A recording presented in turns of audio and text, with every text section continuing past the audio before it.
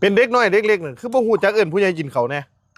มันเป็นหยังมันก็เป็นตาช่างไงมันบ่เป็นตาฮักเอ้าเดี๋ยวก็บ่บอกเรื่องนี้บ่จำเป็นต้องบอกหรอกคันแม่นนั่งกินข้าวอยู่ก็ต้องเอิ้นผู้ใหญ่มากินข้าวนํคันเห็นน่ะเอิ้นผู้ใหญ่กินข้าวนั่ตั้งเป็นตาฮักแม่นบ่มันก็แม่นล่ะเนาะโอ้ยว่างบ่น้อผู้ใหญ่บ้านนี่เดี๋ยวหนูเอิ้นก็ได้จังซี่น่ะแม่ฮู้จักเอิ้นผู้ใหญ่มากินข้าวนํเนาะ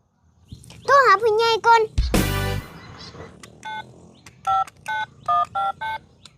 เหรอวางบ่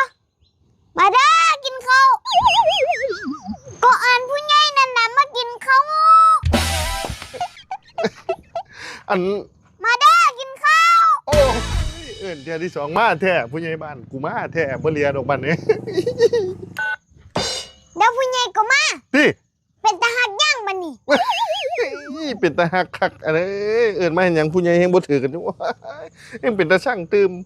พ่อบ่ได้ให้เอิ้นผู้ใหญ่บ้านพ่อหมายถึงว่าเวลากินข้าวน่ะเอิ้นผู้ใหญ่กินข้าวนำก็อ่านให้แล้วเด้สิเอาหยังอีกพ่อหมายถึงให้เอิ้นผู้ใหญ่นี่แหมพ่อไปเป็นผู้ใหญ่นำได้โอ้ยมันก็บ่ได้ไปเป็นผู้ใหญ่ตอนใดดอกมันเป็นคำสรรพนามพ่อนี่คือผู้ใหญ่หนูคือเด็กน้อยโอ้ยแล้วก็บ่บอกกันเนาะจังซี่นะแม่เราคุยกันหูเรื่องนี้กำนันมาบ่มาเด้อกินข้าวไอ้โทรฮอดเอิ้นกำนันกินข้าวแล้วบัดนี้โอ้ยสมัยหน้ากูสิลงผู้ใหญ่กูสิได้กินข้าวน้ำลูก